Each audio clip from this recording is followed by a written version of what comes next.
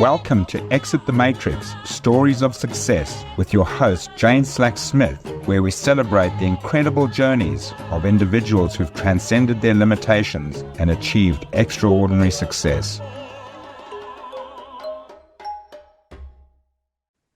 Hello, I am Jane Slack-Smith, the host of Exit the Matrix, Stories of Success podcast. And today I have a very special guest. I have Aurora. Now, Aurora is someone that came across my field of vision through a Facebook post. And a friend had put out a Facebook post that said, someone here is raising money for a film, and it sounded like a really interesting film. And I had a look at it, and then I was shocked to find out that she was just 13. Someone taking on big topics. Now, let me tell you a little bit about Aurora's achievements. To date, she has included in her incredible vast experience in film, a small part apparently in young rock. She's been in 9 short films. She's had lead roles. 2 of those films she actually created and wrote and directed and acted in. Like, hello, how much talent is there? Now, the first one she did when she was just 11, and it's called Melonhead, and it talks about helmet safety. The second one she did was when she was 12, and that's called Grape, and it talks about anti-teen vaping. And this film was such a huge success. She won a Young Oscar in July 2024 at the 45th Annual Young Artist Academy Awards at the Directors Guilds of America for Young Actress in a Short Film. She won Best Young Actress at the Lady Filmmakers Festival in Beverly Hills. Now, she's an Aussie, but she's been internationally recognised. Youngest filmmaker at the Mammoth Film Festival, and earned her a 7 News Young Achiever of the Year award for her contribution to community and family safety. Oh my goodness, I can't wait to talk to her. Now, the film itself was actually taken on by the Department of Education and was shown in 1,700 Queensland state schools this year. She is changing lives. She is starting conversations about important topics that teenagers need to speak about. And I am just so profoundly excited to have her here. Now, before we go, she is also currently fundraising for her latest film that is called My Inheritance, and it's about coercive control in teen relationships and how, for better or worse, they mimic the adult relationships around them. So something for us adults to take on as well. Now, she has been someone who's hit the streets and emailed and door knocked to raise money for all of her projects. She's just a go-getter. She believes in this so much, and I'm just so grateful to have you here with us, Aurora. Thank you so much for having me. Well, let's get straight into it. You are taking on big topics and, have been taking them on since the age of 11. A lot of teenagers, and I would say adults as well, would walk past some of these big issues that you're talking about and not even take them on. Was there a sliding door moment, or was there an aha that really prompted you to actually take on, I guess, your first topic and then continue in what you're doing today? Well, my first moment when I kind of realized that it was possible for me to make films and write films was when I was working with uni students on one of their own projects, which was a short film where I was the lead. And it was one of my first ever roles, and it was called Before We Go On. And all the people on that set were around 18 and 19 uni students. Yep. And so that kind of really inspired me because at the time, I had an older brother who was that exact same age. And so I know that I can do just as much as my older brother can do. And so I thought maybe I can do what these amazing uni students are doing. And then the reason why I chose the topic of helmet safety was because I was in 6th grade at the time, and I saw on the news heaps that there were people falling off their electric scooters and bikes and everything and getting seriously injured. And it kind of shocked me, and so I researched more about it, and then I wrote a story and a script around it. And then I kind of just reached out to a lot of people, and I kind of made it all work. So that kind of, decision to make it all work, you make it sound so easy. I imagine there was some, hiccups, objections, maybe some challenges in that. What were the challenges that you faced, and how did you deal with them? There were a lot of challenges. I think funding was the biggest one, because you obviously need money to make a film. You can't make a film for free, sadly. But I reached out to a lot of people, and I remember I had a pitch deck of my script and everything that you need to kind of pitch a film. And I walked into a huge shopping center. It's called Pacific Fair in the Gold Coast. Yep. And my mum was like, "Aurora, you need to go in and ask for funding for funding and sponsorship for your film." And so I walked in and I turned bright red, and I was 11 at the time, and I was so scared, and I was asking for funding. And the first shop that we went into, they said no. But I think after I got that first no, because it's okay to get no's, I just took a deep breath and I was like, oh, it's just okay. Like, you're allowed to make mistakes, but you're also allowed to be told no. Yeah. And I guess that sometimes what I've found is it's no for now.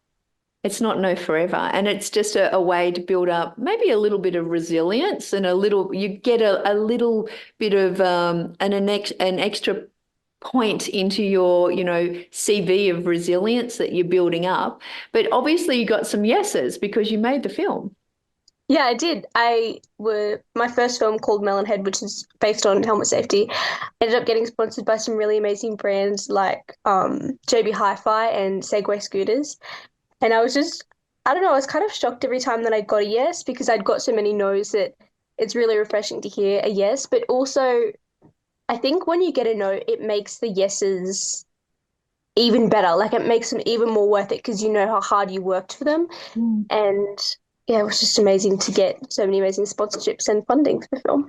So when you were getting those no's, was there like a mantra or something that kept you going, or, was something that you could pass on to the listeners who are going, gosh, I've got a lot of no's for, those big things that I want to create in life? I think it was kind of just the passion and knowing that I have a voice and I have an opinion and I have experiences that nobody else has gone through before, and that my voice, even if I was 11, was still very important, and I still had amazing points to make and amazing things that I could put out into the world. And I think it was just the passion for also helmet safety and making films and being in the industry, and I think everything around it. So let's go to Grape. So that was about vaping. How hard was it to get into the Department of Education? Well, it was kind of like a ladder through the kind of different government, I don't even know what you'd call them, but like through the different government offices, I guess. And the reason why I had the government involved in the filmmaking process is because they funded Grape. I was at the 2023 Seven News Young Achiever of the Year Awards in the Gold Coast. And I didn't win that award because I was up for my film Melonhead. And I didn't win that award, but it was still amazing to meet all the people there. And I met Luke Twyford, who is the Family and Safety Commissioner for Queensland and Gold Coast.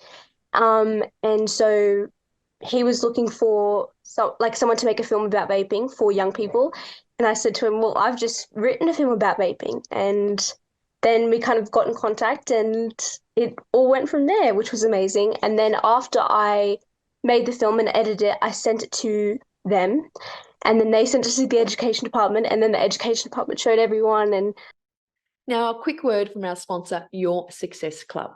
Your Success Club is a group of vibrant, abundance seekers. If you subscribe to exitthematrix.io, we are going to drop you into the club room, which has lots of goodies, resources, and a free gift just for subscribing. Now, back to the podcast. Now it's in 1,700 schools in the Gold Coast and Queensland. And tell me, the vaping, why was that really important to you? I think vaping is such a big issue, and I was being pressured like, Aurora, you should vape, like it'd make you a cool person, it'd make you have a purpose in life. Like, I was just being told things like that.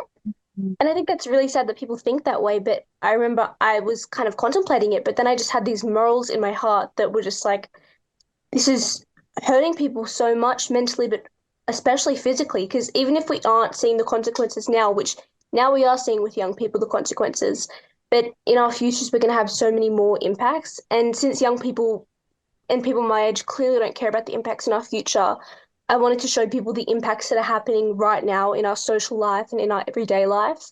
And I think that's what kind of Grape is. And I guess thinking about the three topics you've taken on so far, and the two that you've created the films about and the one that you're in production with, there's a lot of peer pressure, isn't there, around these different things of, how to fit in, how to belong, and I'm just going to throw this out there. I used to work in underground coal mines just as something that you do. And I was the first female to work in an underground coal mine in the Central Coast. And I remember they gave you headphones, earmuffs to wear to protect your hearing. And I put them on the first day with my helmet and my visor and everything. And the guys around me said, only girls wear earmuffs. I'm like, I'm a girl. But that was their standard kind of statement that they'd say to all the new guys and all the new apprentices and all the young people would start. It's like, only girls wear earmuffs, be a tough person. Now, they were all deaf. Right. So, obviously the safety equipment worked. I'm like, well, I'm a girl, I can wear my earmuffs. But there is a lot of peer pressure when you're trying to fit in to vape or not wear your helmet or, with your new film, which I love you to speak about, obviously that coercive control is something that's a big deal. Do you want to talk to that? Yeah, so I think I kind of like doing peer pressure because it's something that I've experienced a lot, and I know everyone has experienced, young person, like any age, anyone has experienced it before. And I think there's so many ways that you can and are peer pressured, and I wanted to highlight that in films so that people feel like they can relate to it and understand that even if these people are characters, that's what people are actually going through. And I think peer pressure is really important because it kind of makes you feel like you don't belong. But I wanted everyone to know that, they have a place in this world and they have a meaning and a voice that's just as important as everyone else. And my new film is kind of focusing on peer pressure, but it's also focusing on like following the footsteps of the people older than you. And it's okay to break generational curses kind of, and you can be your own person and you don't have to be, a perfect little thing that your parents have created or the people around you or society tries to make you fit into this mold. And I think it's just they're the kind of films that I like to make and write. And I guess you're also taking on this time a bigger issue, which is the responsibility of the parents, guardians, teachers, people in the position of power who are setting an example or setting a bad example specifically around the relationships that they have. Yeah. So in all my films, I kind of like they're made for young people, but I know that when you go see a film with your parents or when you go and watch something, you like, a guardian or a parent is sitting next to you. And so I wanted that after you watch a movie, I love having conversations. And so I wanted there to be something that a young person can learn and then something that a parent can learn so that you can have a discussion about it afterwards. And in this film specifically, My Inheritance, it's about, as parents, you need to understand that you are a role model, and as much as you either want to be or not or don't want to be, you're always going to be seen as like this person that you look up to and follow in the footsteps of. And I think it's just really important to remind parents that you're setting an example for your kids, and so you should always try and be the best version of yourself, if not for you, then for your children. And I think that's kind of what I wanted to make for this film, especially about toxic relationships.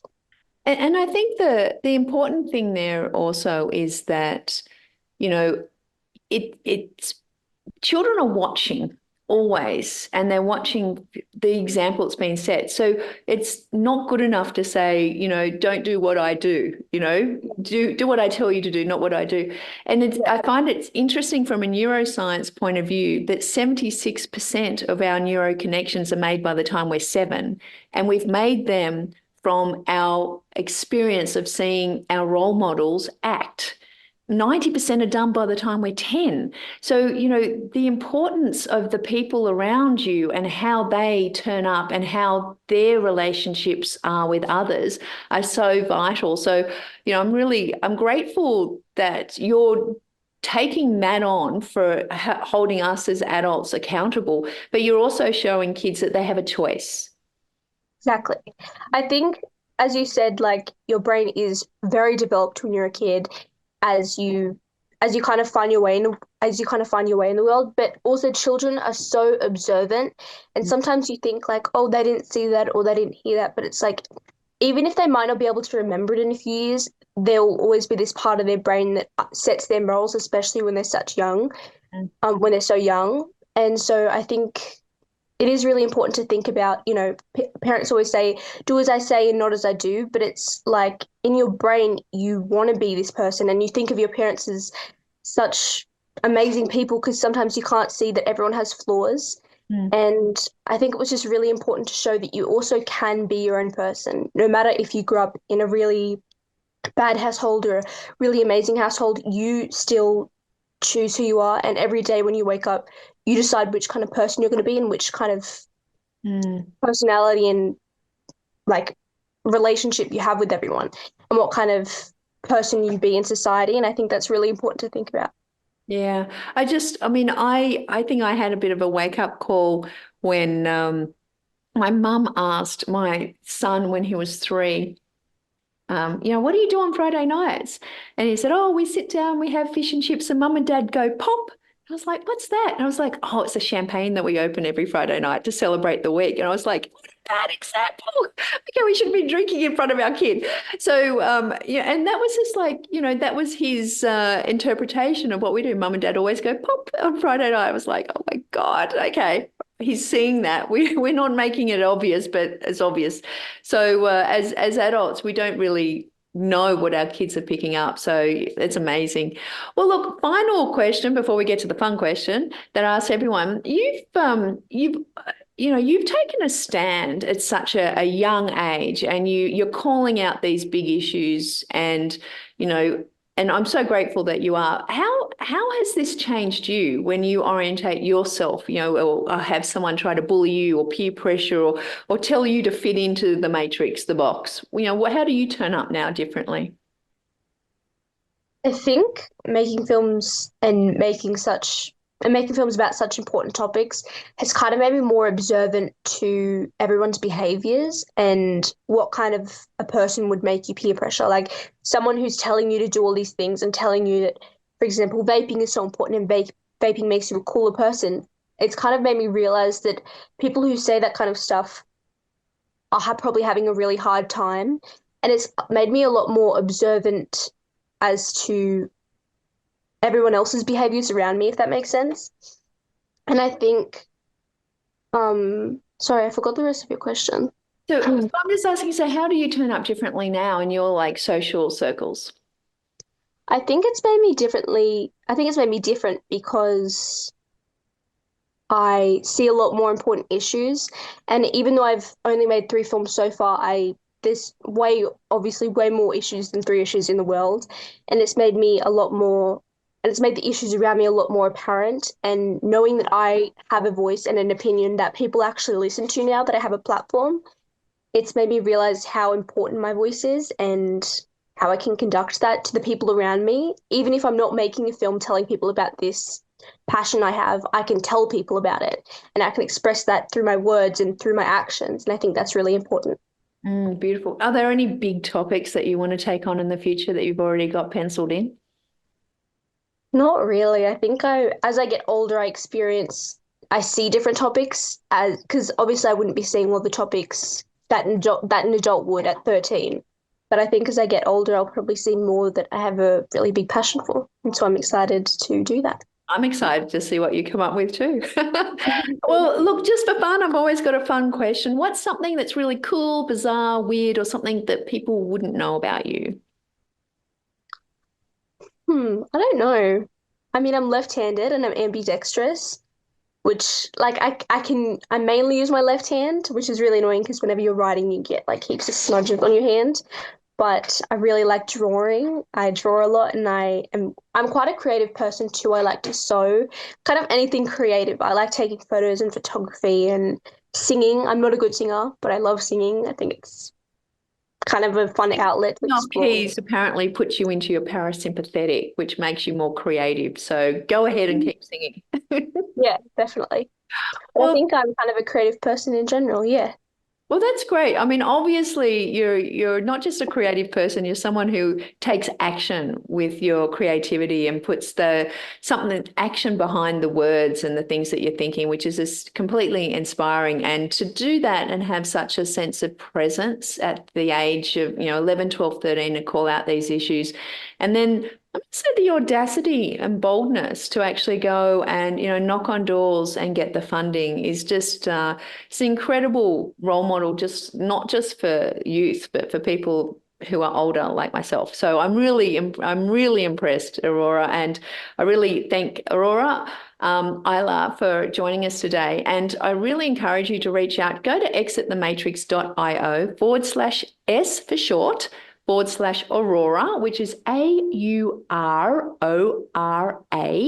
so that you can go and check out some of her work, look at her films, but more importantly, maybe you could be one of those great donors that can bring My Inheritance to the world, because I think it's a really important topic that we all should really get behind. So thanks a lot, Aurora, for joining us today. I really appreciate you sharing your story. Thank you so much for having me. Bye-bye. Okay, guys. Well, look, that's a wrap for Exit the Matrix Stories of Success podcast today. I just want to remind you to go to Apple Podcasts, you navigate through to the podcast page, scroll down to ratings and reviews, and write us a review. Give us a 5-star review. Let's hack that algorithm and get these success stories in front of more and more people, and refer us to people as well. And go to exitthematrix.io right now. Subscribe so you know when the next episode's coming out, and I've got a special gift for you. So until next time, here is to your success, and all the best, and have a great day. Bye for now.